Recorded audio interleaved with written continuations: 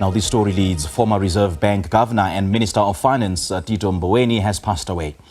According to a statement from the family, he died in a Johannesburg hospital last night, surrounded by loved ones.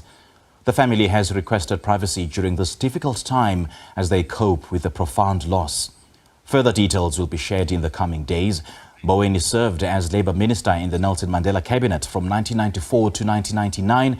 He would later become the first black governor of the South African Reserve Bank in 1999 to 2009, succeeding Chris Stolz.